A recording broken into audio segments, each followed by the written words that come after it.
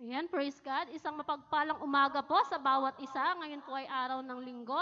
Araw po muli ng pagsamba sa ating Diyos na dakila. Diyos na mabuti at tapat sa bawat buhay natin. Amen? Even wala tayong face-to-face na gathering, even nandun tayo sa mga kani-kaniyang mga tahanan, patuloy po na sama-sama tayong magpuri at dakilain ang ating dakilang Diyos. Sabi nga po sa awit 66, sumigaw sa galak ang mga nilalang at purihin ang Diyos ng may kagalakan. Wagas na papuri sa kanya'y ibigay, awitan siya at luwalhatiin siya. Amen? Kahit nasa tahanan po tayo, patuloy tayong magpuri sa ating dakilang Diyos at patuloy na we worship Him in spirit and in truth. Amen? Tunay nga sa umagang ito, patuloy natin siyang itaas, patuloy po nating awitan ng may kagalakan ng ating dakilang Diyos. At bago po tayo magsimula sa umagang ito, hayaan po na ipagkatiwala natin sa Panginoon ang gawain natin sa umagang ito sa pamagitan ng isang panalangin. Tayo po muna manalangin. Yes, O God, purihin ka, Panginoon, dakilain ang iyong dakilang pangalan. Patuloy ka namin pinupuri, sinasamba, pinasasalamatan sa umagang ito na patuloy ang pagpapala mo ay taglay ng bawat isa. Salamat, Panginoon, sa bawat isa na patuloy mong ginagamit ayon sa kalooban mo, Panginoon, ayon sa kailalagupan ng iyong kingdom, Panginoon. Salamat, O Diyos, sa umagang ito, patuloy na tinitiwala namin sa iyo ang gawaing ito na ikaw ang Diyos na patuloy na sumama sa aming kalagitnaan. Ikaw lamang ang Diyos na makita sa bawat buhay namin, Panginoon, sa bawat itatayo mo, nagagamitin mo upang manguna sa aming awitan pa lamang ay maibigay namin yung pinakamainam na handog ng papuri because you deserves all the glory, Panginoon. Salamat, O Diyos, hayaan mo patuloy na pagpalain, ingatan ang worship team, O God. Hayaan mo bigyan mo ng patuloy na harmony, unity sa aming tugtugan, sa aming awitan. Ikaw lang ang Diyos na patuloy na maitaas, O God. Salamat, Panginoon, sa umagang ito. Dalangin namin patuloy, God, na pagpalain at ingatan mo, Panginoon, ang gagamitin mo na maghahayag ng iyong mga buhay na salita sa aming buhay ng aming pastor. Patuloy pagpalain mo at ingatan mula ulo hanggang talampakan, Panginoon. Hayaan mo, Lord, na patuloy mo lang siyang gamitin upang patuloy na maghayag ng mga buhay mong salita, O God. At naniniwala kami na wala man kaming face-to-face gathering, ay patuloy na maaabot through live streaming ang mga buhay na salita mo ay kikilos sa aming mga buhay, O God. Salamat, Panginoon, at patuloy na ingatan mo ang aming pastor, patuloy mo siyang bigyan ng ibayong kalakasan at patuloy na magagamit sa paglilingkod at paghayo para sa iyong kapurihan, Panginoon. Salamat, Panginoon, sa umagang ito, maging sa aming tithes and offering, ang mag-e-exhort. Hayaan mo, Lord, na gamitin mo ang kanyang buhay upang maging good example sa pagbibigay, Panginoon. At patuloy nga na hindi hadlang ang pandemya, hindi hadlang kung ano man yung mga nararanasan naming iba't ibang sitwasyon.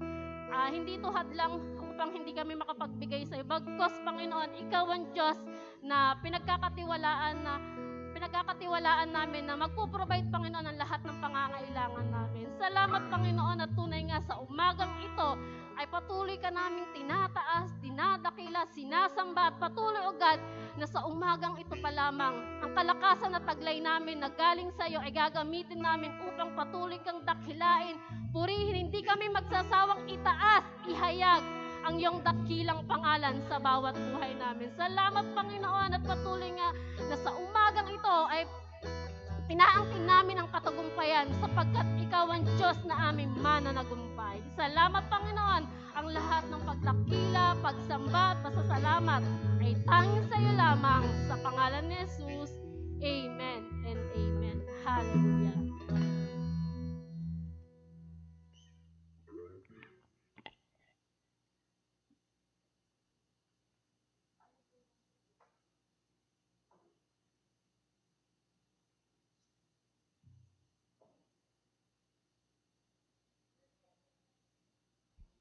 Purihin ang Panginoon. Magandang umaga po sa bawat isa. Sa oras pong ito, samahan niyo po ang bawat music team para sa pagpupuri po sa ating Diyos. Hallelujah! Palakpakan po natin ang ating Diyos. Purihin ang Panginoon. Basahin ko lamang po sa Psalms 9 verse 1 and 2. Sabi po dito, ako'y magpapasalamat sa Panginoon ng buong puso ko. Aking sasabihin sa lahat ang kahangahangang mga gawa mo. Ako'y magagalak at magsasaya sa iyo. O kataas-taasan, ako'y aawit ng papuri sa pangalan mo. Purihin ang Panginoon. Hallelujah. Siya lamang ang Diyos na kataas-taasan na ating pupurihin sa oras na ito. Amen? God is good all the time. And all the time, God is good. Hallelujah! Purihin ka, Ama.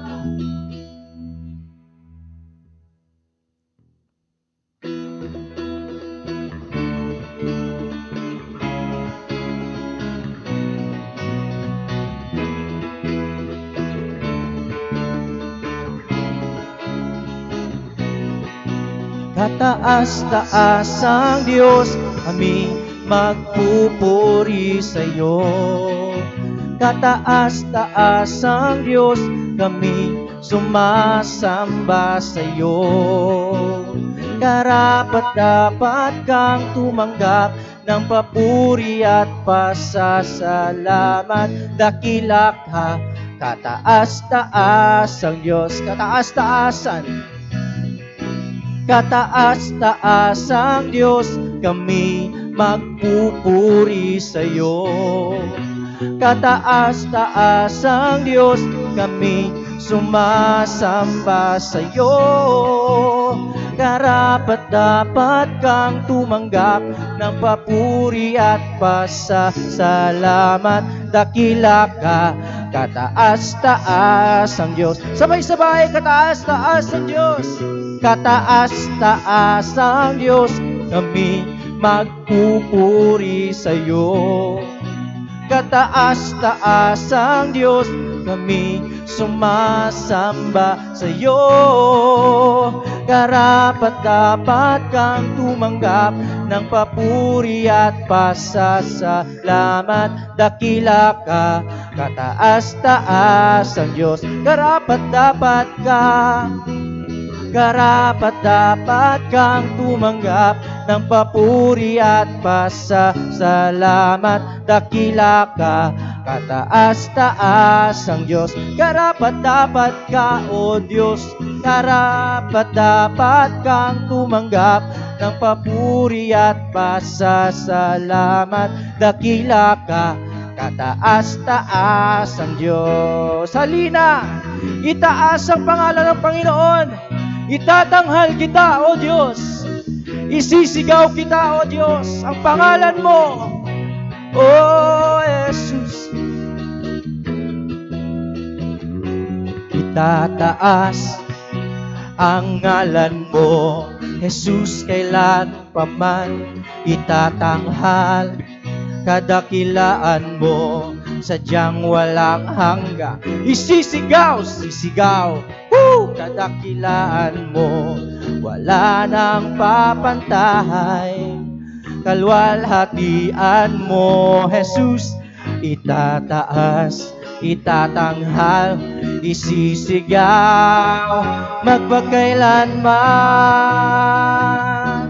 Tayo umawit sa Panginoon, itaas natin ang kanyang dakilang pangalan. Tataas ang ngalan mo, Jesus, kailan paman. Itatanghal kadakilaan mo, sadyang walang hanggan. Isisigaw, kapangyarihan mo, wala nang papantahay. Sa kalwalhatian mo, Jesus, itataas, itatanghal, isisigaw, magpakailanman. Itataas kita, itataas, itatanghal, isisigaw, Jesus. Itataas, itatanghal, isisigaw, Jesus. Itataas, itatanghal, isisigaw, Jesus. Itataas, itatanghal, isisigaw, magpakailanman. O Jesus, ikaw lang ang Diyos.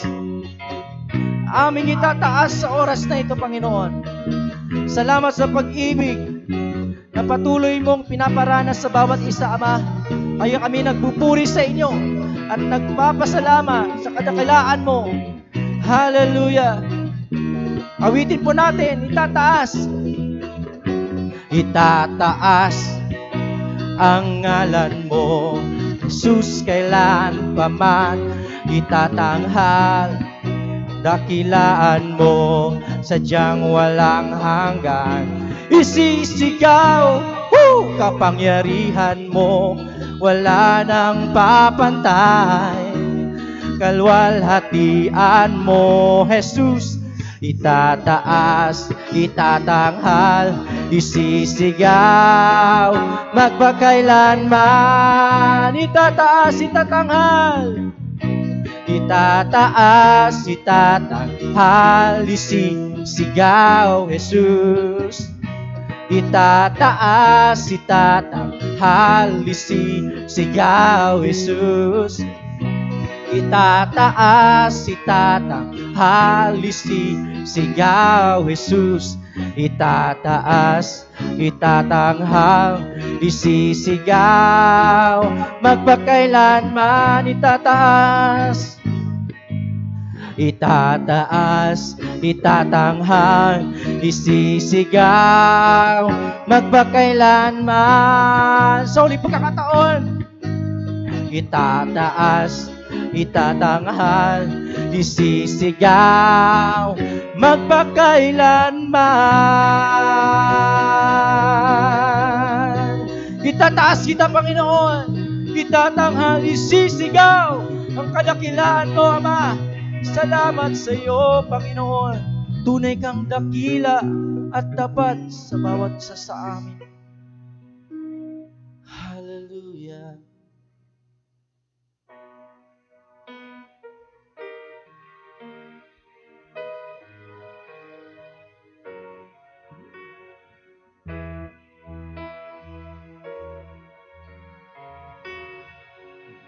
Sadyang kabuti ng ating Panginoon, nagtatapat sa habang panahon, maging sa kabila ng ating pagkukulang, biyaya niya'y patuloy nalaan.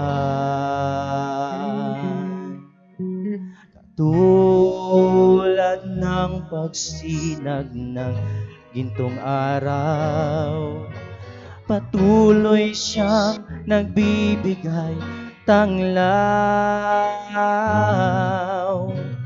Kaya't sa puso ko't damdamin,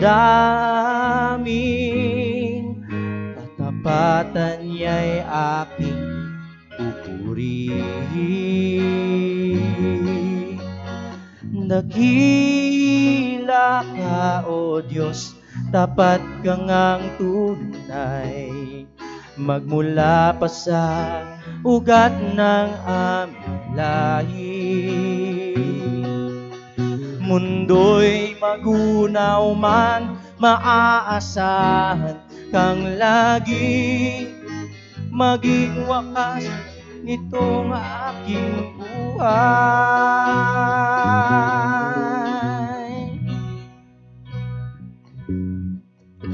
Kaya, O Diyos, ika'y aking pupurihin, sa buong mundo'y aking aawitin.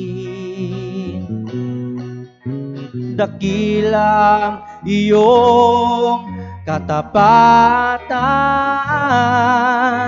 pag-ibig mo'y walang hanggan. Dakila ka, O Diyos, tapat ka ngang tunay, magmula pa sa ugat ng aming lahi. Mundo'y magunaw man, maaasahan kang lagi, maging hanggang wakas nitong buhay. Dakila ka, O Diyos, tapat ka ngang tunay, magmula pa sa ugat ng aming lahi. Mundo'y magunaw man, maaasahan kang lagi, maging hanggang wakas nitong buhay. Dakila ka, O Diyos, purihin ka.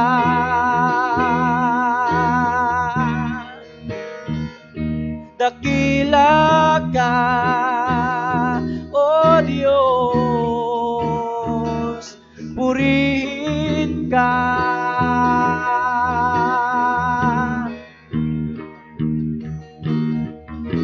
Tapat ka, O Diyos, mabuti ka, O aming Diyos. Tapat ka, O Diyos, mabuti ka, O aming Diyos. Tapat ka, O Diyos, mabuti ka, O aming Diyos. Tapat ka, O Diyos, mabuti ka. O Diyos, purihin ang Panginoon, kay Kristo lang tiwala ko. Ang kamatayan niya'y kaluwalhatian ko. Sa bawat tagumpay ay sasabihin ko, tanging lakas, pag-asa ko kay Kristo lang tiwala ko. Ang kamatayan niya'y kaluwalhatian ko. Sa bawat tagumpay ay sasabihin ko, tanging lakas, pag-asa ko kay Kristo lang tiwala ko. Ang kamatayan niya'y kaluwalhatian ko. Sa bawat tagumpay ay sasabihin ko, tanging lakas, pag-asa ko, tanging lakas, pag-asa ko, tanging lakas, pag-asa ko kay Kristo lang.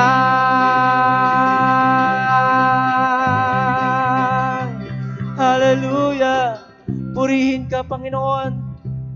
Tunay nga, Ama, na karapat-dapat kang purihin at luwalhatiin sa oras na ito. Salamat sa iyong pag-ibig, Ama. Salamat sa iyong pag-ibig, Panginoon. Patuloy na binibigyan niyo kami, Panginoon, ng pag-asa. Hallelujah. Salamat po sa kalakasan na pinagkaloob niyo sa amin. Salamat po sa oras na ito na patuloy nang darama namin ang iyong pag-ibig. Hallelujah. Salamat sa pag-alay niyo ng buhay. Patuloy na binibigyan niyo kami, Panginoon, ng pag-asa. Patuloy na pinatitibay niyo, Panginoon, ang aming paniniwala sa inyo, ang aming pananampalataya sa inyo. Patuloy kami, Panginoon, umaasa at magpuri lamang sa iyong kadakilaan. Salamat po, ikaw ang Diyos na aming dakilang Diyos, makapangyarihan sa lahat. Patuloy kami magtitiwala, Panginoon, at magpupuri. Purihin ka, Panginoon, sa aming buhay. Hallelujah. Salamat, Ama. Tunay nga, ikaw ang Diyos na aming pinupuri, pinapasalamatan, at tinadakila sa oras na ito. Hallelujah. Purihin ang Panginoon. Palakpakan po natin ang ating Diyos.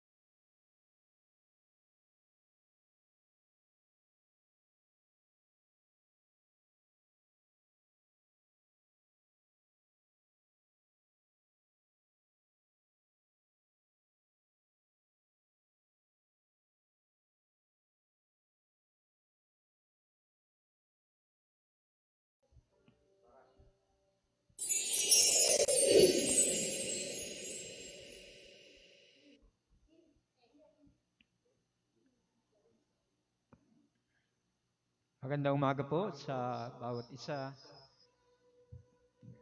Salamat po sa pagkakataong ito na tayo po ngayon magkakaroon ng Holy Communion o Santa Cena na ginagawa po natin. Ginagana po ng Iglesia bawat unang linggo ng buwan. Ngayon po ay April 4. Tayo po ngayon ay magkakaroon ng communion at ihanda po natin ang ating mga puso, ating mga sarili at yung ating bread and wine, ready po natin dyan po sa inyo pong tahanan. Sa lahat po na sumasaksi po sa panambahang ito, dyan po sa Binson, ihanda po natin ang tinapay na sumisimbolo ng katawan ni Jesus Christ at ihanda rin natin yung grapes na sumisimbolo ng kanyang dugo. At ngayon pong oras na ito, dito lamang po sa panambahan, gagawin po natin ito sa pamagitan po ng ating mga musician at ang ating pong mga singers na umawit, nagbigay ng papuri sa Diyos. Tayo pong lahat ay makikibahagi po sa communion na ito. Kaya sa oras na ito, tayo po muna ay umawit sa ating Diyos. Haranahin natin ang ating Panginoon at patuloy nating maranasan ang kanya pong kapayapaan.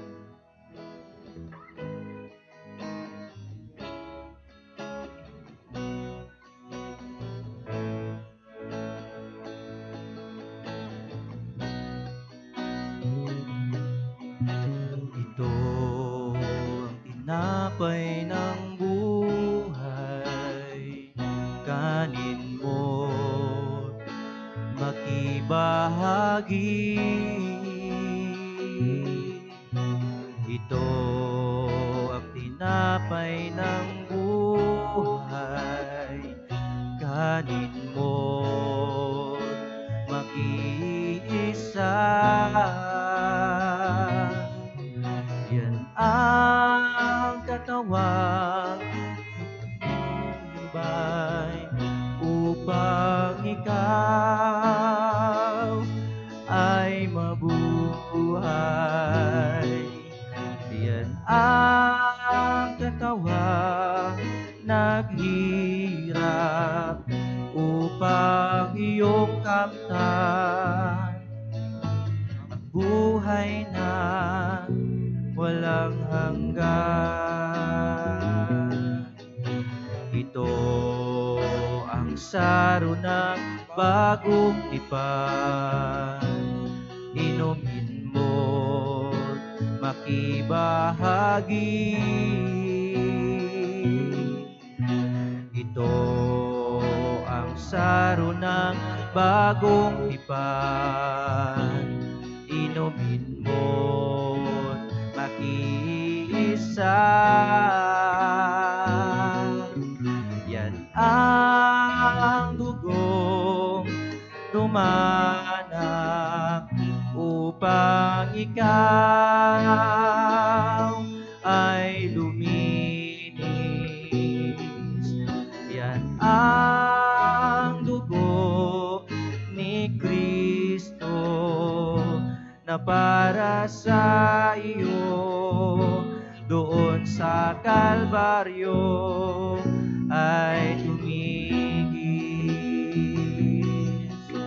Ito ang tinapay ng buhay.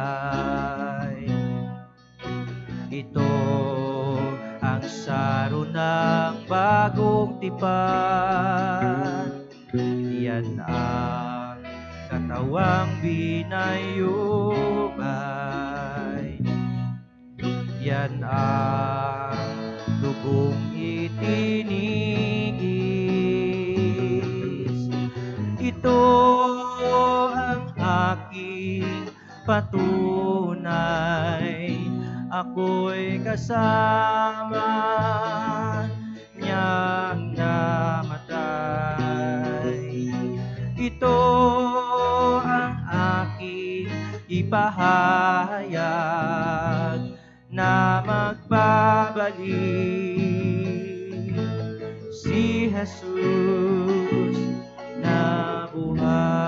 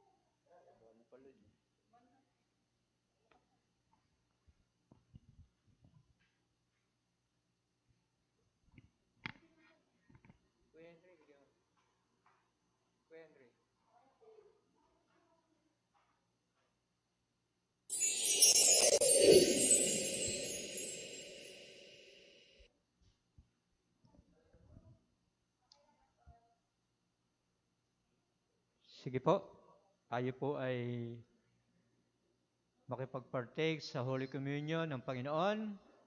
Kung meron na po kayo dyan na mga hawak na bread na sumisimbolo ng kanyang katawan at kopa na sumisimbolo ng kanyang dugo at kayo dyan nasa inyong mga tahanan, ihanda na po natin ang mga element na ito na inihanda ng Diyos para sa kanyang mga anak. Ihanda po natin itong lahat. Hayaan po natin na mangusap sa atin ng Panginoon sa oras na ito at buong kagalakan nating alalahanin ang kanyang kamatayan sa cross, ang pagbubuhos ng kanyang dugo para sa ating kaligtasan, para sa kapatawaran ng ating mga kasalanan. Hallelujah.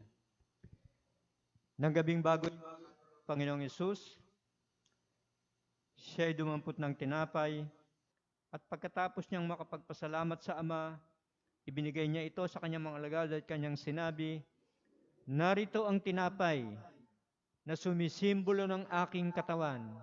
At sa tuwing kakainin ninyo ang tinapay na ito, inaalala ninyo ang aking kamatayan." Sabay-sabay po natin kainin ng tinapay na sumisimbolo ng katawan ng ating Panginoong Yesus.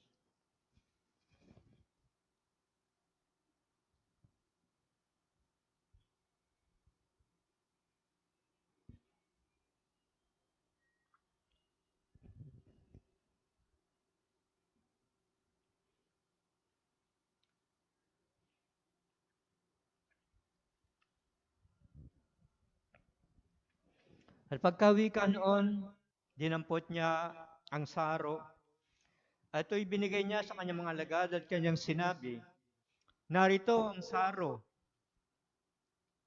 na sumisimbolo ng aking dugo na siyang bagong tipan ng Diyos para sa inyo. At sa tuwing kayo magsisiinom, Sa laman ng sarong ito, na sumisimbolo ng aking dugo, inaalala ninyo ang kamatayan ng inyong Panginoon. Sabay-sabay po nating inumin ang laman ng saro.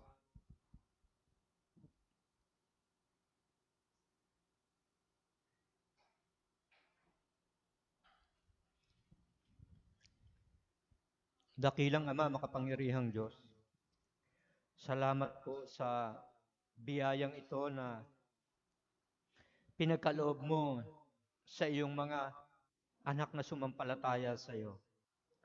Salamat po sa iyong kahabagan sa amin, sa pagmamahal sa amin, na dapat kami ang mamatay dahil sa aming kasalanan, subalit inako ito ng iyong anak na si Jesus sa pamamagitan ng kanyang kamatayan sa krus, ay maranasan namin ng tunay na kaligtasan, tunay na kapayapaan ng aming buhay. Kaya Panginoon, sa iyo po namin pinagkakatiwala ang lahat ng kaganapang ito sa pangalan ni Jesus. Amen and amen. Sige po, palakpakan po natin ang ating Diyos. Ngayon po ay araw po ng Sunday. Tayo po rito ay nagkakaroon pa rin po ng panambahan. Bagamat limitado lang po ang ating pong face-to-face dahil nagkaroon na naman po tayo ng panibagong protocol na ang bilang lamang ng magkakaroon ng mga fellowship na katulad nito ay hanggang 10 lamang. Kaya salamat pa rin sa Panginoon. Sa kabila nito ay nagkakaroon pa rin po tayo ng pag-aaral ng salita ng Diyos. At bago po tayo dumako doon po sa ating tinatopic about the hamartiology o study of sin o doctrine of sin, babasahin ko lamang po ito pong aklat ng Habakuk. Kung meron po kayong dala-dala o hawak pong Bible diyan sa inyong mga tabi, tayo po'y magbasa. Dito po sa aking babasahin sa Habakuk chapter, ito na po yung last chapter. Siguro madalas nyo na po itong nababasa. Sabi po sa aking babasahin, sa verse 17 ng chapter 3 chapter lamang po itong Book of Habakuk. Sabi sa aking babasahin, bagamat di namumunga ang mga puno ng igos at hindi rin namumunga ang mga ubas, kahit na maantala ang pamumunga ng ulibo at walang aanihin sa mga bukirin, kahit na mamatay lahat ang mga tupa at mawala ang mga baka at sa kulungan, magagalak pa rin ako at magsasaya dahil si Yahweh ang Diyos na magliligtas sa akin. So makita po natin dito yung katotohanan na sinasabi po ng aklat po ni Habakuk. Alam po nating lahat na ang mga puno ng igos at mga ubas at mga olibo, ito po ay napakahalaga sa bansang Israel. At ito po ay tumutukoy sa kanila pong mga kabuhayan, lalo na po sinabi rito, yung mga hayop nila, tupat, mga baka, ay mawala. Ito po ay isang bagay na napakaganda sa buhay po ng ating pong individual sa Bible na si Habakuk, sapagkat siya mismo ang nagsabi. Sa kabila ng mawala ang lahat ng bagay na ito, ang sabi po niya, magagalak pa rin ako at magsasaya dahil si Yahweh ang Diyos na magliligtas sa akin. Ito po yung joy of salvation. Sa kabila ng wala ang lahat, magagalak pa rin ako sapagkat meron akong Savior, meron akong tagapagligtas. So alam po nating lahat na sa kasalukuyang panahon ay talaga pong naranasan po natin ngayon ang troubles, ang kahirapan dahil sa po nangyayari sa ating pong bansa. Meron po talaga tayong dinadanas na pandemic. O ito po ay gumagambala sa ating bayan. Nakakaranas po ang mga kababayan natin ng hirap, pagkakasakit at kadalasan at meron pa rin pong dumadanas na po talaga ng kamatayan. So naniniwala po tayong lahat, sa kabila nito, ang Diyos pa rin ang ating pong kagalakan sapagkat siya po ang Diyos ng ating kaligtasan. So napakahalaga po na sa ating pong buhay ngayon bilang mga Kristiyano o bilang mga Pilipino, ihanda po natin lagi ang ating puso. Alam nating lahat na sinasabi po ng Bible na hindi lamang po tayo nabubuhay sa tinapay, kundi sa bawat salita na lumalabas sa bibig ng Diyos. Ito pong ating spiritual na pagkain. Kung mawawala na po ang ating physical na pagkain, mas higit na mahirap kung wala na po tayong makakaing spiritual na pagkain. Kung ang salita po ng Diyos ay ito po'y pagbabawal na po sa atin, hindi na po tayo pagbabasahin ito, mas lalo po tayong mahihirapan. Kaya salamat sa Diyos, sa kabila nito ay patuloy pa rin po tayong nakapag-aral ng kanyang mga salita. Nandiyan pa rin po ang spiritual na pagkain natin, ang Biblia, nasa inyong tabi, at nasa inyo lamang paligid. Katulad po ngayon, tayo po ay patuloy pa rin pong magre-rejoice sapagkat meron pa rin po tayong panahon, binibigyan pa rin po tayo ng Diyos ng kalakasan na tayo po ay makapag-aral pa rin, makapakinig pa rin ng salita ng Diyos. Yun po yung tunay na kagalakan na bagamat mahirap ngayon physically, materially, pero still ang pananaga ng spiritual ay patuloy po pa rin maranasan natin sa tulong at habag po ng ating Diyos. Kaya ngayon po, patuloy pa rin po tayo magsasaliksik, mag-aaral ng salita ng Diyos. At alam po natin, ang mensahe niya po sa ating pong kalagitnaan, tungkol nga po ito sa doctrine of sin o hamartiology. At narito na nga po tayo sa aking pong title na to, yung Sin and the Unbelievers. Siguro po, natandaan nyo yung nature and strategy of sin o yung result of sin na pinag-aralan natin noong pong nakaraang Sunday. After po ng mensaheng ito, ng topic na ito, sa next Sunday po, isang ano na lang po yon, isang series at matatapos na po tayo sa Doctrine of Hamartiology. Handa pa rin po natin ang ating mga puso tungkol po sa pag-uusapan natin, sin and the unbelievers, yung kasalanan at yung mga hindi kumikilala sa Diyos.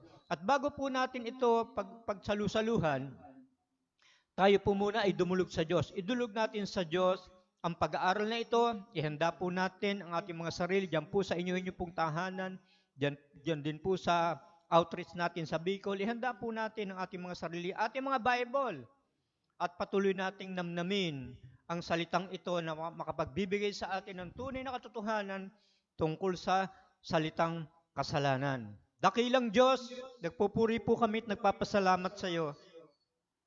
Sa kabila ng may pagsubok ang aming bansa o ano po nangyayari sa aming bayan, nagpapasalamat pa rin kami dahil meron kaming Diyos na tagapagligtas, meron kaming Diyos na umaalalay sa amin at meron kaming Diyos na magpo-provide ng mga pangailangan namin sa sandaling ito.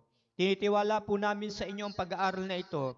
Bigyan mo kami ng pusong mapagpakumbaba, isang pusong mapayapa, isang pusong masunurin, at higit sa lahat, isang pusong patuloy na nananampalataya, patuloy na nagtitiwala na meron kang laging gagawin sa aming mga buhay. Pinupuri po namin kayo at pinasasalamatan sa pangalan ni Jesus.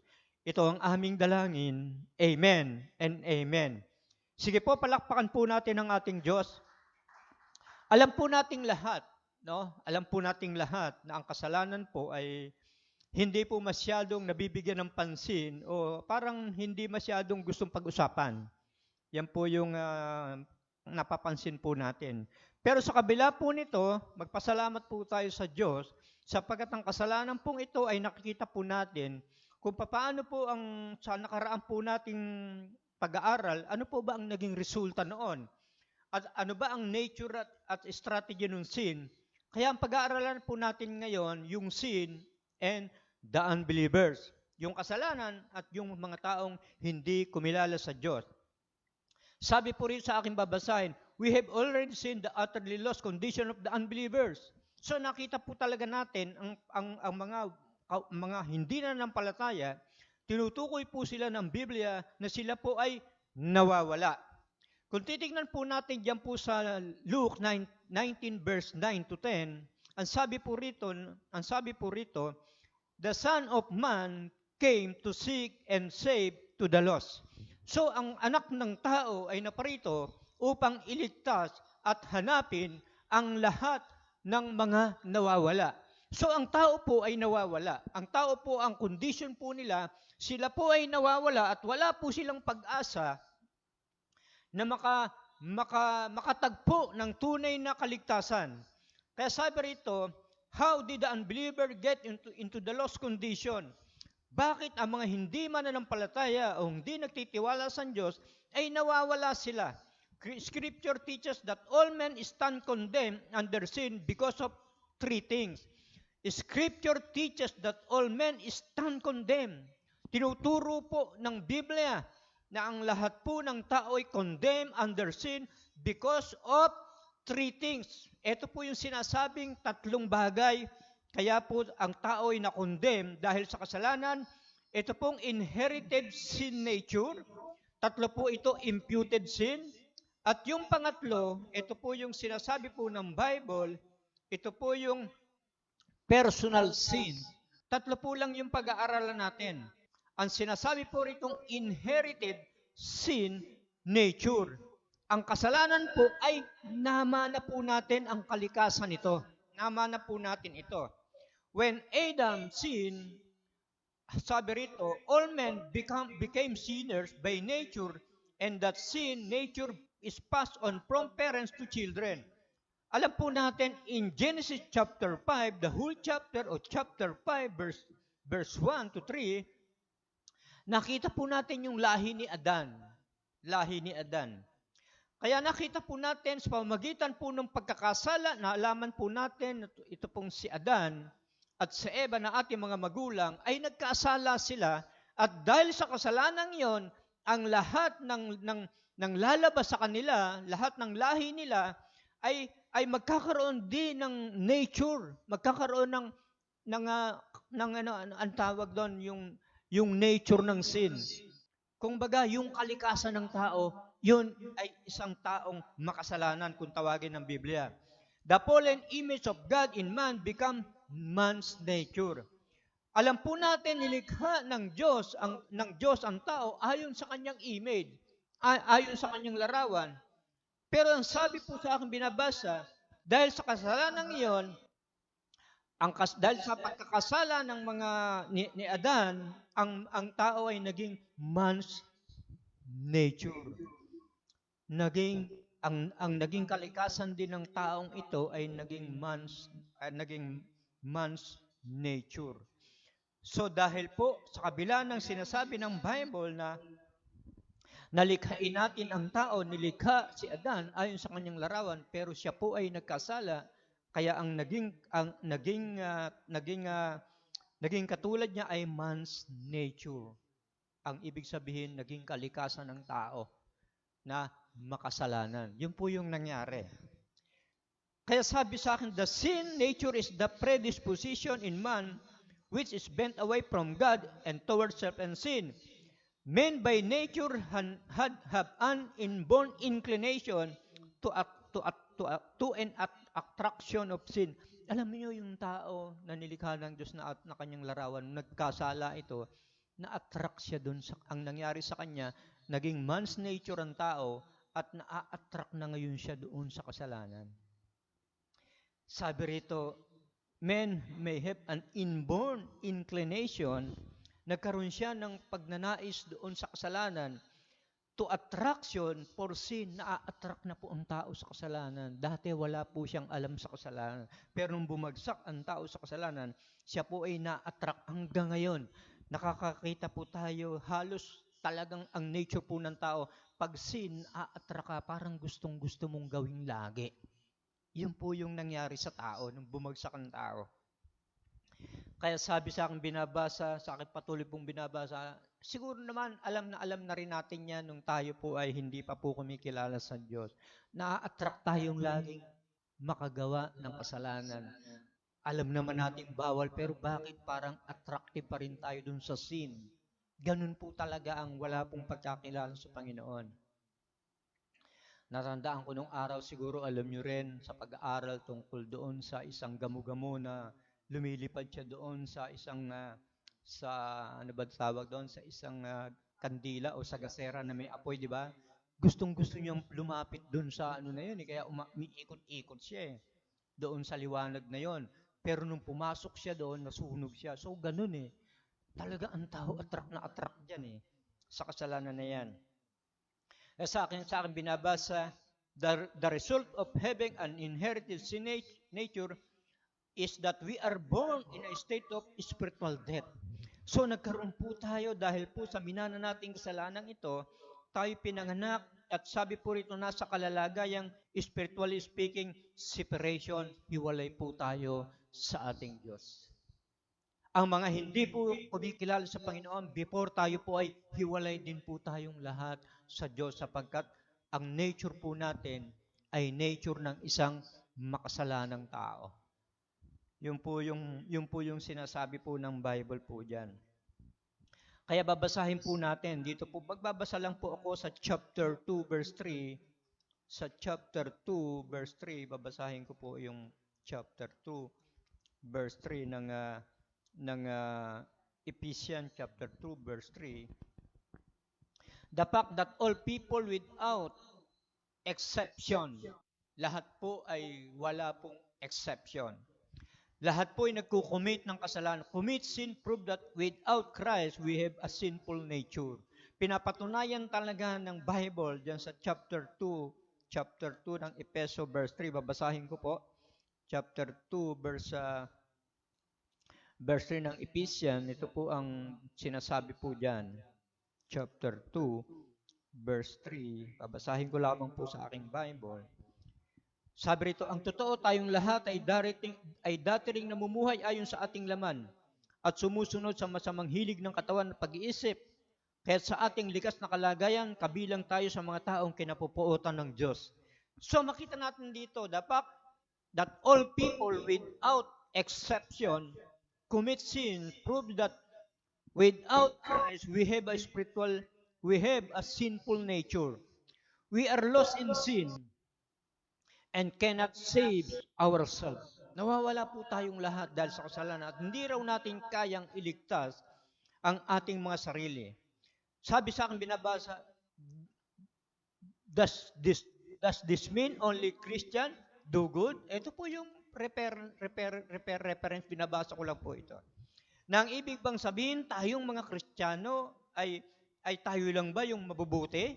Yun po yung sinasabi, yung question. Tayo lang ba yung mabubuti? Siyempre, hindi. Ang tanong, ang sinasabi rito, sa aking binabasa, many people do good to others. Marami po namang mga tao na mababait. Amen po ba? Maraming taong katulad ngayon. Ang dami po namang tao pa rin mababait. Katunayan, marami pa rin taong tumutulong. Marami po pa rin tayong nakikita na mga tumutulong na mga tao. At ang sabi sa akin binabasa, on a relative scale, many are moral, kind, and law-abiding. Marami pa namang namumuhay sa moral. Magaganda ang kanilang pagtoo tungkol sa moral, mababait, at higit sa lahat, marami pa rin pong tao na sumusunod din po sa law o dun sa pinaiiral ng ating batas. Katulad po ngayon, marami po talagang mga tao na sumusunod po sa ating protocol na pinapatupad ng ating bansa. Bagamat ilan pa rin mga tao ang hindi po sumusunod sa batas na pinaiiral ng ating bayan about protocol. Comparing these people to criminals, we should say that they are very good indeed. Kung i-compare ko naman, siguro kung ikaw magsasalita ka na wala ka namang masamang ginagawa, hindi naman ako katulad ng kriminal. Kaya mas mabuti pa rin akong tao. Ang sabi, but on God's absolute scale, no one good enough to earn salvation. Yes, ikaw ay mabuti kang tao, ikaw ay moral, ikaw ay matulungin, ikaw ay sumusunod sa batas, pero ang sinasabi po rito, but on God's absolute scale, no one good enough to earn salvation. Pero kabila nung mabait kang tao, matulungin kang tao, sumusunod ka sa batas ng gobyerno po natin, pero ang sinasabi po rito, pag sinukot ka ng Diyos, hindi mo pa rin matatanggap yung kaligtasan na yan. Dead of your disobedience and your many sins sa chapter 2 verse 1 ng Efeso, kung mababasa mo yan. So yun po yung sinasabi rito. Kaya sa akin pong pagbabasa, only through being united with Christ, perfect life can we become good in God's sight. Sa pamagitan ng pakikipag-isa natin kay Kristo, doon lamang tayo na ibibilang na mabuti ng ating Diyos. Yun po yung sinasabi po ng Bible. Kaya nung araw, nakagawa po tayo ng mabuti, pero wala po tayong pagkakilala sa Diyos. Lahat po ng mabuting iyon, baliwala po yun. Baliwala po yun. Ibinilang lang ng mabuti ang ginagawa mo ngayon nung ikaw ay nakipag-unite ka na, nakipagkasundo ka na, nagbigay ka na ng buhay kay Jesus Christ, yung mabubuting gagawin mo, doon lamang ibibilang ng Diyos yung mga mabubuting bagay na ginawa mo. Yun po yung sinasabi diyan. Kaya sa akin pong binabasa, subject to God's anger refers to those who are to receive God's wrath because of their rejection of Christ. Alam po nating lahat, laging sinasabi ng Diyos, ang puot ng Diyos ay naranasan ng mga taong nagre-reject kay Jesus Christ. Yun po yung sinasabi. Kaya napakasela ng pag-uusap tungkol nga po rito sa kasalanan. Sabi sa binabasa ko, the cure for the sin nature is Christ's redemptive death on the cross by which He judged, condemned sin in the flesh. Hinatulan na yung kasalanan. Hinatulan na ni Kristo yung kasalanan natin. Hinatulan na ibig ginudge na yon. Ang sabi rito, sa aking binabasa sa Galatians chapter 5 verse 24, willingly nail our sinful nature to the cross. Na tayo mismo, nung tayo po'y nakakilala sa Diyos, ipinako na natin ang ating mga kasalanan doon sa cross tayo mismo. Ginawa po natin ito ayon po sa Galatians 5:24, willingly nail our sinful nature to the cross. Ang ating pong sinful nature, tayo rin, pinako na natin yan sa cross eh. Ang kasalanan po natin, pinako na yan sa cross. So ipinako ng kasama ni Kristo ang lahat ng kasalanan natin na tumanggap po sa Kanya. Yan po yung sinasabi po sa Galatians. Kaya sa akin binabasa, sabi po rito, hinatulan niya ang kasalanan, umaalipin sa atin. Ang lahat ng kasalanan na umaalipin sa atin, na dati naman talaga tayong alipin ng kasalanan, hinatulan na ito ng Diyos. Ibig sabihin, ang kasalanan ng lahat ng taong magtitiwala sa Kanya, kasama ng ipinako sa cross, kasama ni Jesus Christ. Yun po yung sinasabi po ng Bible. Kaya ang sinasabi po sa aking binabasa, the cure for the sin nature is Christ's redemptive death on the cross by which He judged or condemned sin in the flesh. Ang ganda-ganda po. Oo nga, yes, mabaho ang kasalanan, masama ang kasalanan, pero dahil kay Jesus Christ, ang lahat ng mababahong kasalanan, ipinako na kasama ng ating Panginoon. Amen po ba?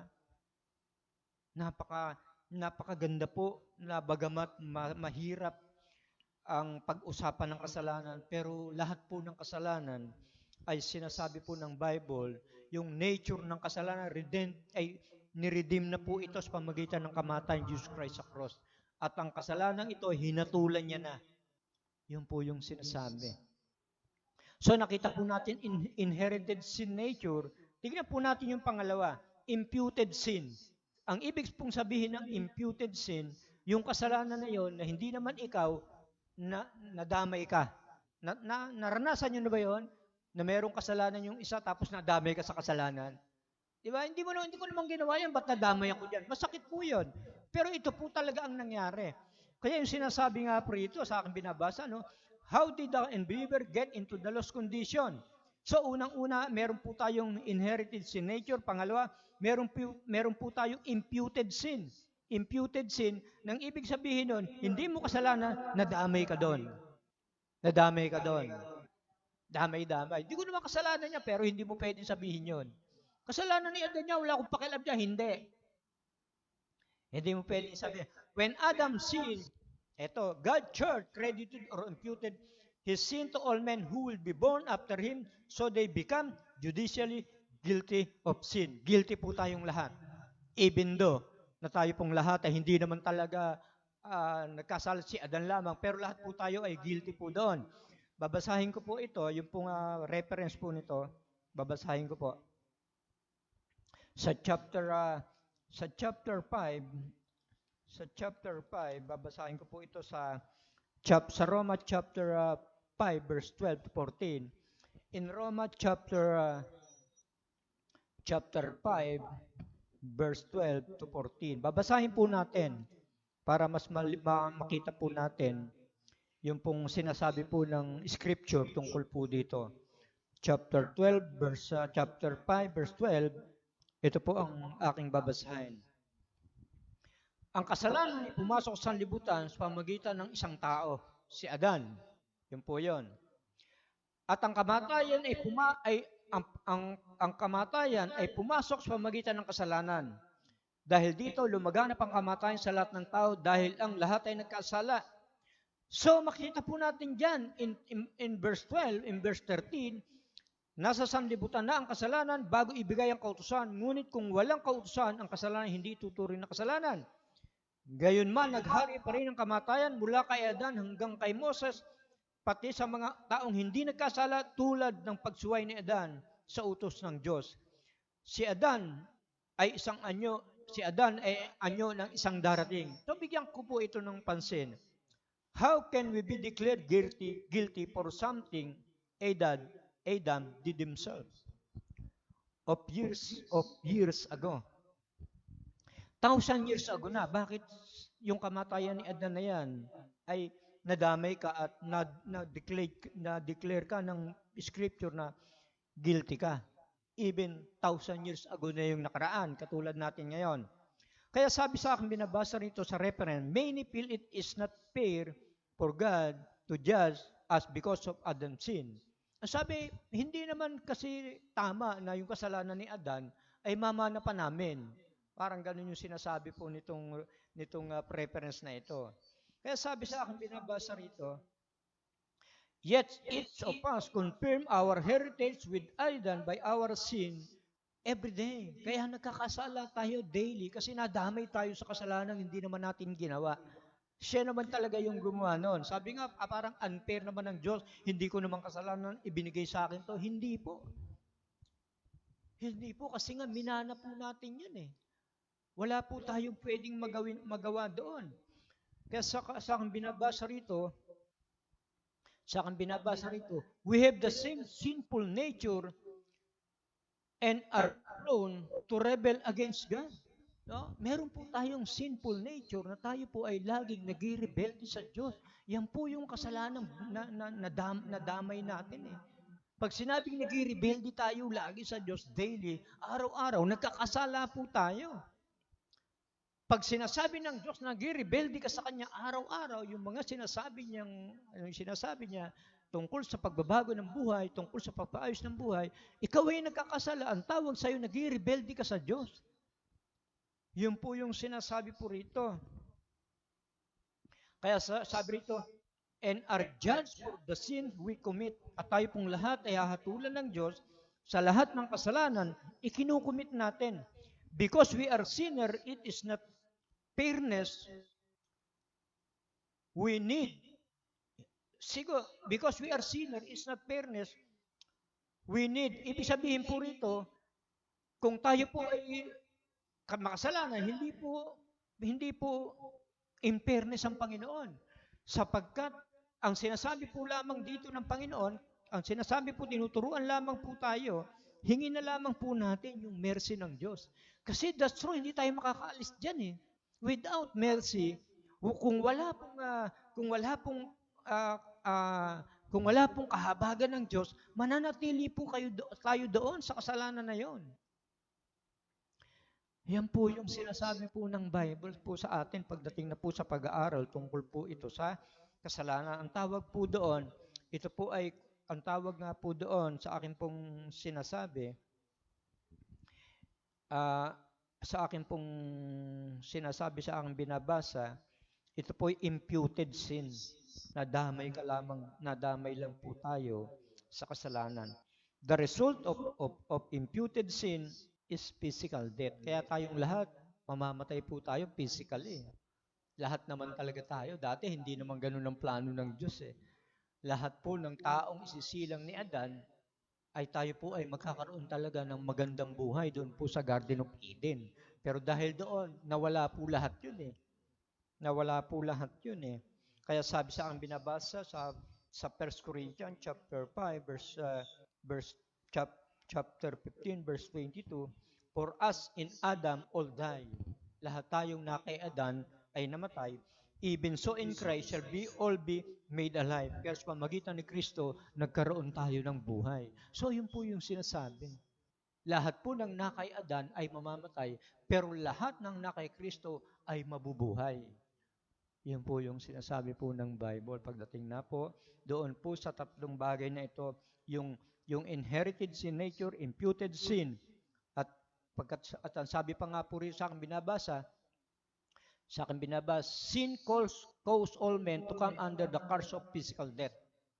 Lahat po ng nagkasalang tao under the curse, may sumpa po na tayo pong lahat ay magkakaroon talaga ng physical na kamatayan. Yan po yan, walang makakaiwas talaga dyan. Pero the cure for imputed sin is twofold. May dalawang bagay pong sinasabi po ang Biblia para po sa lunas doon sa imputed sin. Unang-una, justification. Tayo po ay napawalang sala ng Diyos. Lahat po ng mga Kristiyanong nagtiwala sa Kanya, pinawalang sala po tayo ng Panginoon. Yun talaga po yung pinaka-cure doon, yung pinaka-paraan. Kinakailangan po tayo ma-justify ka. The act by which the righteousness of Christ is imputed or credited to the believers. So, tingnan po natin na sinasabi po diyan sa Romans chapter 22 verse 25, siguro wag na po natin basahin. Ang ibig kong sabihin ng justification, that act by which righteousness of Christ is imputed or credited to the believers. Kung papaanong minana natin o nadamay tayo doon sa kasalanan ni Adan, pero sa katwiran naman ng Diyos, yung katwiran naman ng Diyos, yung righteousness ni Jesus Christ, i-impute naman sa'yo. Pag tinanggap mo siya, pag ikaw ay nasa Kanya, yung Kanyang righteousness, ibibigay niya naman sa'yo yun. Kuha niyo ba yun? Hindi ka rin naman karapat-dapat doon. Doon sa righteousness na yon, pero yung righteousness, yung katwiran ng Diyos, ipagkakaloob naman sa'yo. Kung papaanong ikaw ay nadamay doon sa kasalanan ni Adan, yung righteousness naman ni Jesus Christ, madadamay ka naman ngayon doon. Ibibigay naman sa'yo ng Diyos. Amen po ba? So yun yung pinakamaganda na ang isang tao. Ang isang tao po ay na kay Kristo. Yung kanyang katwiran, ipagkakaloob na sa'yo at ikaw ay pwede nang makapamuhay sa katwiran ng ating Panginoon. Yun po yung sinasabi ng justification. Because of our sin, He was given over to die, and He has raised to life in order to put us right with God. Totoo po yun, na tayo pong lahat ay nagkasala, namatay po tayo, pero tayo pong lahat na kay Kristo, ay yung kanyang katwiran, ay ipagkakaloob niya naman po sa atin, imputed, credited to the believers. Yun po yung pinakamagandang nangyari naman po sa mga taong tatanggap sa ating Panginoon. Kaya ano pa po ang sabi rito sa pangalawa? Una po, justification. Dapat ma-justify po tayo, mapawalang sala. Second, the bodily resurrection of Christ with guaranteed victory over physical death. Sa pamagitan ng pagkabuhay ni Jesus Christ, ginagarantihan ang katagumpayan natin over physical death. Nang ibig pong sabihin, sinasabi po rito ng ating Panginoon, without Christ, all people is stanchard with sin, and its penalty, physical death. Ibig sabihin, yes, mamamatay ka, pero dahil si Jesus Christ, dahil sa kamatayan ni Jesus Christ, ikaw ay ginagarantihan ng Diyos na ikaw ay magtatagumpay doon sa iyong physical death. Yun po yung sinasabi ng ating Panginoon. Kaya napakahalaga po nito sa ating pong buhay, na ang kasalanan ito na minana natin, ang kasalanan ito na hindi lang minana, kundi ang ibig sabihin imputed, na nadamay ka doon, pero someday, ang isang tao naman nakipag-isa kay Kristo, yung righteousness naman niya, i-impute naman sa iyo ng ating Diyos. Mamanahin mo naman yung kanyang katwiran. Yan yung sinasabi ng Bible. Panghuli na po ito, personal sin. Tandaan ninyo itong personal sin. Etong personal sins, kung tawagin yan. Lahat po tayo nagkakasala. Even nga tayo rin, mga Christian, kakasala pa rin tayo. No? Pero ang tinutukoy ko lang po rito sa mga ano po ito sa mga unbelievers, may personal sin. Man's personal sins confirm the condemnation and justice of God in declaring all to be sinners. Lahat po yan. Pag binasa po natin yung Roma chapter 3, verse 9 to 18, nakita po ninyo, walang humahanap sa Diyos, walang matuwid, wala kahit isa. Sinabi ng Diyos yan. Sinabi ng Diyos yan sa chapter 3 ng Roma, verse 9 to 18. Pinaliwanag po ng ating Panginoon yan. At ano pa po sinabi niya doon? Sa Revelation chapter 20, verse 11 to 15, meron po talagang white throne judgment na magaganap. At lahat ng mga hindi kumikilala sa Diyos, sila pong lahat ay parurusahan.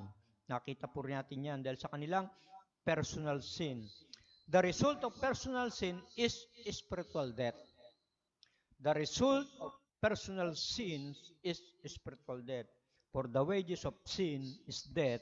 Yan po sa Roma chapter 6, verse 23. Hindi ka naman namamatay, pero for the wages of sin is death. Na ibig sabihin, the result of personal sin, yung personal nating ginagawang kasalanan, sins, mga kasalanan, ang magiging hatol po sa atin ng Panginoon, ito po ay kamatayan, separation pa rin sa ating Panginoon. Yan po yung sinasabi dyan. Kaya sabi nga po sa aking binabasa, sa aking patuloy na pagbabasa, the cure for personal sins is the forgiveness provided by the shedding blood of Christ on the cross. Tandaan nyo, the cure for personal sin is the forgiveness provided by the shed blood of Christ on the cross. Without shedding of the blood, kung walang pagbubuhos ng dugo, wala pong kapatawaran sa mga kasalanan ng tao. Yan po yung sinasabi diyan. Ang sabi nga sa Efeso chapter 1 verse 7, redemption and forgiveness. Hindi ka lamang pinatawad, kundi redeem, tinubos ka pa sa iyong mga kasalanan. Hindi lamang forgiveness, but pati redemption. Ganun po yung mga taong na kay Kristo, yung mga taong magtitiwala kay Jesus Christ. Yan po yung sinasabi tungkol po sa mga binabanggit natin sa ating mga kasalanan. Ang sabi sa amin, now we are forgiven in the basis of the shedding of Jesus' blood. He died as the perfect and final sacrifice. Siya po yung perfect sacrifice. Final. Wala na po, huli na po yun. Wala na pong lalabas na iba pa na magsasakripisyo para sa kaligtasan ng tao. Wala na. Ayan po yung napakahalaga po sa ating pag-aaral. Sabi nga po rito, what is the difference between sin and sins? Ano ang pagkakaiba ng sin at yung sin? Bakit sinasabi ron? For the wages of sin, hindi niya naman sinabi, kahit tignan natin ang Bible For the wages of sin, isang kasalanan lang yun Kamatayan ang hatol sa iyo. Ano pagkakaiba doon? Di ba? Ano ang pagkakaiba nung sin at yung sins? Yung kasalanan at mga kasalanan. Di ba? Diyan po tayo magtatapos. Diyan sa question na yan. Sabi po sa aking pinag-aaral, what is the difference between sin and sins? Ano ang pagkakaiba ng sin, kasalanan, at mga kasalanan? Ang sabi po, yung sin, ito po yung sin, isa lang yon, sinful nature natin yon, sin. Di ba? Ikaw lang yon, sinful nature mo yon. Yung sin. Kaya, for the wages of sin, sinful nature, ang kabayaran nun, death, separation. Pero pag sinabing sins, ito yung mga resulta o mga bunga ng ginagawa mo ngayon. Marami na ito. Sin causes sin. Ang kasalanan ay dahilan din sa kasalanan. So pag sinabing kasalanan, ang mga kasalanan, resulta ito ng sin nature mo. Resulta. So yung sin, Ang ibig sabihin ng sin, meron kang sinful nature. Yung sin, ito lang yung result o mga bunga ng mga kasalanang ginagawa mo na ngayon. Kaya marami ng kasalanan. Kaya napaka ano po nito, napaka napakaselan. Kasi pag sinabing sin, sapat na yon, isang kasalanan lamang, punta ka na sa kamatayan eh. 'Di ba? Kasi sin nature 'yun eh. Kaya single lang eh, single sin lang, yung sin nature mo 'yon, sin nature natin 'yon. Kaya pag sinabi dito sa Colossus chapter 2 verse 13 to 15, we can enjoy our lives in Christ because we have sabi rito, our new life in Christ, ito po yon, we can enjoy our new life in Christ because in His death and resurrection. Mai-enjoy po natin ang buhay na kay Kristo dahil sa kanyang kamatayan at pagkabuhay na maguli. Yun po yung sinasabi. Our evil desire, our bondage to sin, tandaan po ninyo, our evil desire, ang mga ninanais nating mga kasalanan ito, our bondage to sin, ikaw ay alipin ng kasalanan, and our love of sin died with Him. Nakita niyo ba yan? Anumang kasalanang evil desire na ninanasa ng tao, o yung bondage ka ng kasalanan, ikaw ay alipin ng kasalanan, at ikaw ay nagmamahal sa kasalanan, sabi rito, died with Him, kasama ng namatay, nakasama na ni Kristo. Yung desire natin magkasala, yung pagkaalipin sa ating mga kasalanan, yung pag-enjoy natin sa kasalanan, ipinako na yung kasama ni Jesus Christ. Hindi na po yun babalik. Hindi na po yun babalik. No? Hindi na po yun babalik. Hindi na po tayo paghaharian nun. Now joining Him in His resurrection life. Kita ba ninyo yan? Makakasama natin siya sa isang resurrection life. Isang buhay na binuhay na maguli. Kaya yun po yung sinasabi ng kasalanan po sa atin. Kaya sa aking pong patuloy po nating pag-aaral, siguro po isang isang series na lamang ito sa huling-huli. Wag po natin itong i-neglect. At saka yung pong mga hawak-hawak natin diyang mga kakopya, basahin po natin. Kaya po sa ating pong buhay, tandaan po ninyo yung ating pinag-aralan, sin and the unbelievers. Ito po yung tatlong sinasabi po sa atin kung bakit tayo nawawala. Inherited sin nature, imputed sin, and the last, personal sin. Yan po yan. Kaya thank you po sa inyo pong pag-aukol ng panahon. Huwag po tayong matitigatig sa nangyayari po sa atin. Kung tayo man po ay nakakaranas ngayon ng mga troubles, dahil nga po sa ating pong naranasan ng ating bansa, lagi lamang po tayong sumunod sa mga bagay na sinasabi po ng ating government. Alam naman nating lahat na bagamat nakakalito na rin, pero still, lagi pa rin po tayong manalangin sa ating Panginoon. Lagi po nating itiwala sa ating Diyos ang anumang magiging desisyon natin sa mga mangyayari pa o sa mga ipagagawa pa sa atin ng ating government. Yan po yun. Sige po, tayo po ay manalangin. Dakilang Diyos, makapangyarihan sa lahat, nagpapasalamat po kami sa iyong patnubay sa amin, iyong protection sa amin, sa kabila ng pandemic sa aming bayan, ay nandyan ka pa rin at patuloy ka pa rin nagpo-provide ng pangailangan ng aming bansa. Pagpalain po ninyo ang aming po mga frontliners, ang mga doctor, nurse namin, Panginoon, na patuloy pong nagpapagod, nagtitiyaga, at marami na rin po ang nalalaga sa kanila. Salamat po sa kanilang buhay na patuloy pong nagsusumikap para po ang COVID na ito sa aming bansa, ang virus na ito, ay tuluyan na pong mawala o tuluyan na pong mapuksa, Panginoon. Salamat po sa buhay na mga nasa frontliners po namin, ang mga kasundaluhan namin, kapulisan namin, Panginoon. Dinadalangin po namin sila sa iyo. Napatatagin po ninyo ang kanila pong pagnanais na makatulong sa aming bayan, maging ang kanilang mga pamilya, o Diyos.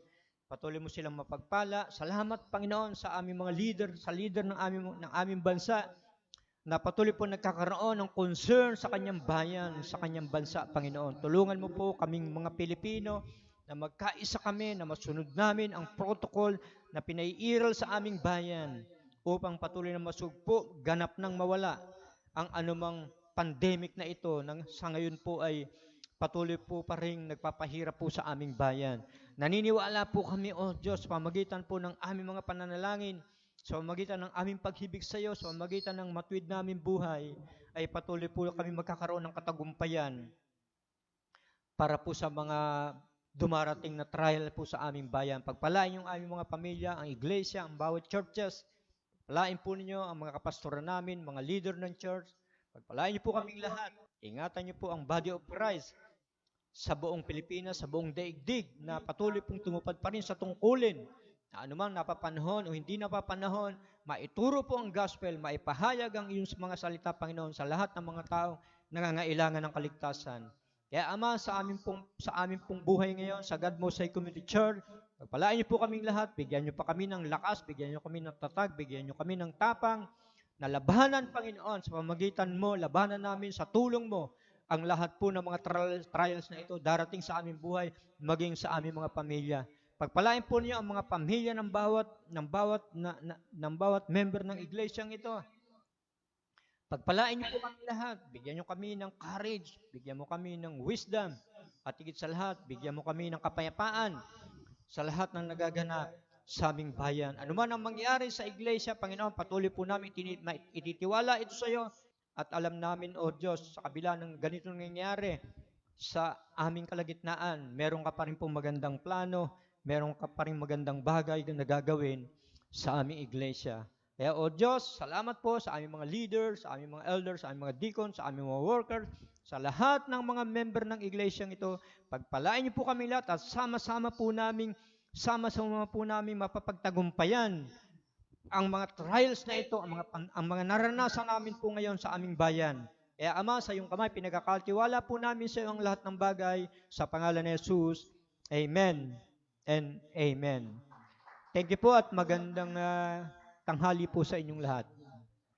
God bless po at mabuhay po tayo.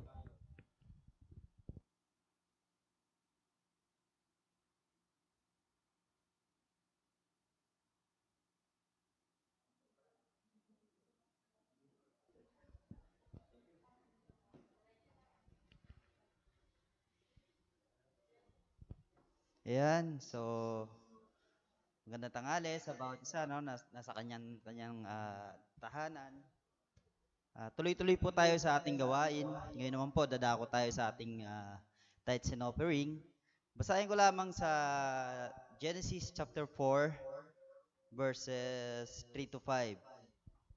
Sabi po, at nangyari nang lumakad ang panahon, ay nagdala si Cain ng isang handog ng mga bunga ng lupa sa Panginoon. At nagdala rin naman si Abel ng mga panganay ng kanyang kawan at ng mga taba ng mga iyon. At nilingap ng Panginoon si Abel at kanyang handog. Datapat hindi nilingap si Cain at ang kanyang handog, at nag-init na mainam si Cain at namanglaw ang kanyang muka.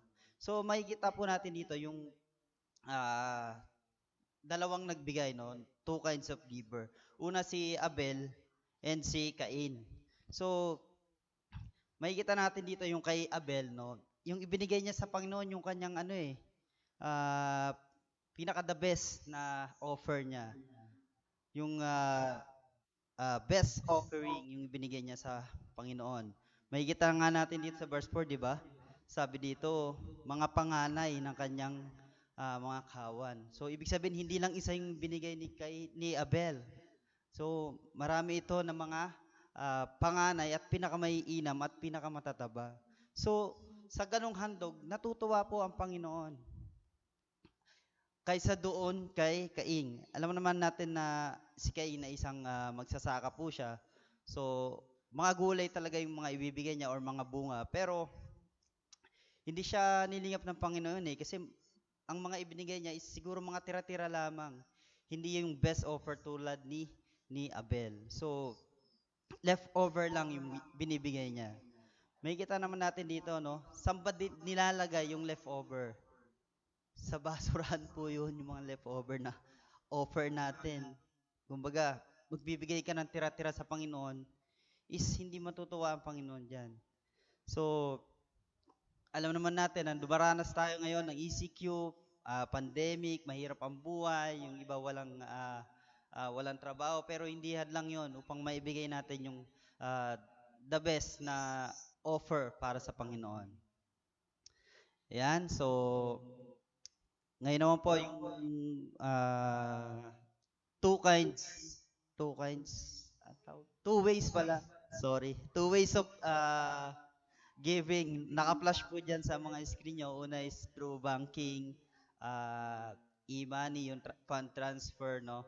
And pangalawa, yung through collection. Makikita natin dyan sa screen yung ID number ni Pastora Grace. I-text nyo na lang siya, or kung friends nyo sa Facebook, chat nyo na lang siya. And kung wala pa rin yung mga ibang kilala natin ng mga leader, pwede rin natin doon ibigay yung mga kaloob natin. So, ilan po. Sige po, panalangin po natin. Yes, Lord, maraming salamat po, Panginoon, sa katagumpayan ng gawain ito. Bagamat limited, Panginoon, ang iyong mga gagawang narito, pero still, Lord, bibigay pa rin namin sa inyo ang pinaka-the best na papuri, O God. Maraming salamat sa mga kapatid namin na magbibigay, O God. Pagpalayan nyo ang kanilang buhay, Panginoon. Ibalik nyo ito sa kanila ng siksik, liglig at humaapaw, O God.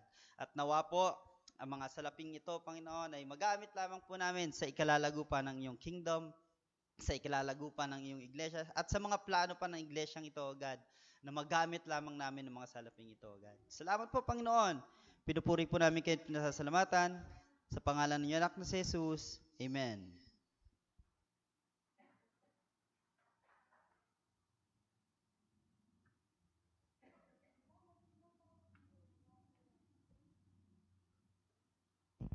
Ayan, praise God. Purihin ang Panginoon.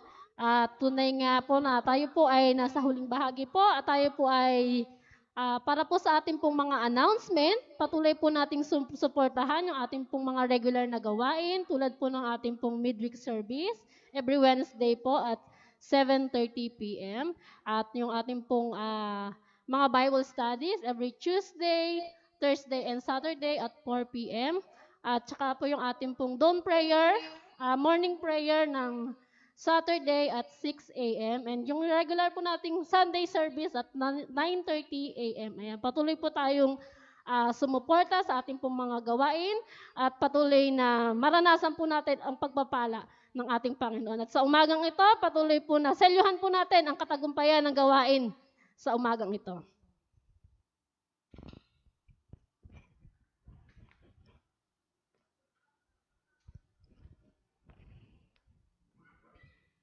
Tayo pong muli ay umawit sa Panginoon. Sabayan niyo po ang bawat ang music team upang selyuhan po ang katangkubayan ng gawain ng ating Diyos. Purihin ang Panginoon, palakpakan po natin ang ating Diyos. Hallelujah! Tunay nga, salamat sa Panginoon sa oras na ito.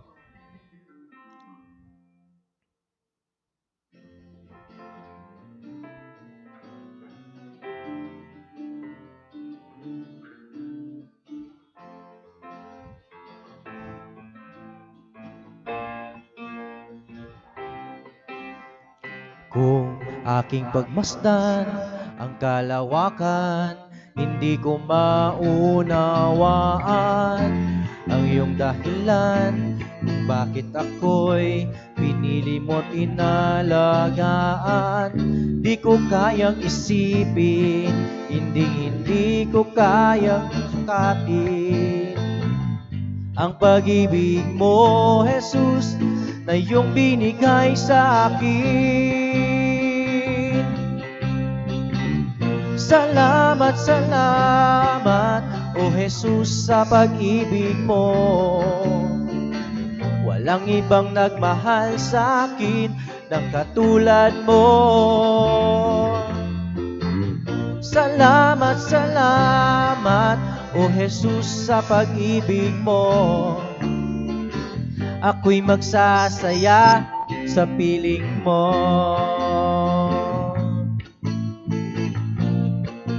Salamat, Panginoon. Kung may pagsubok man o kagipitan, ako ay may lalapitan. Ikaw, Jesus, ang aking sandigan, hindi mo ko pababayaan. Hindi ko kayang isipin, hindi ko kayang sukatin ang pag-ibig mo, Jesus, na iyong binigay sa akin. Salamat, salamat, O Jesus, sa pag-ibig mo. Walang ibang nagmahal sa akin ng katulad mo. Salamat, salamat, O Jesus, sa pag-ibig mo. Ako'y magsasaya sa piling mo. Buhay ko nang purihin ka, buhay ko nang sa'yo'y sumamba.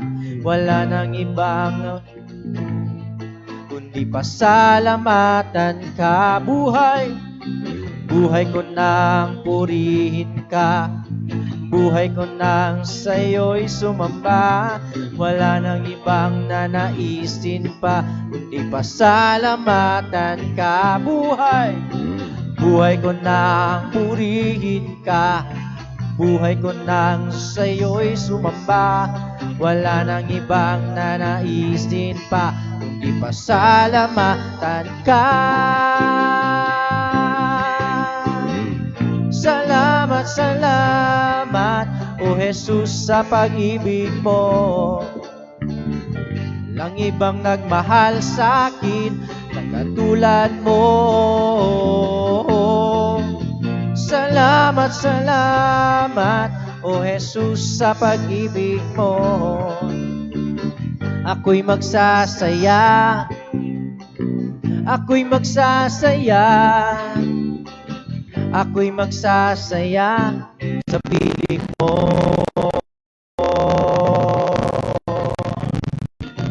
O Jesus, kami magsasaya. Salamat sa iyo. Salamat, Panginoon. Hallelujah. Purihin natin ang ating Diyos. Salamat po sa bawat isa. Kita-kita po tayong muli sa susunod na linggo. Purihin ang Diyos. Hallelujah.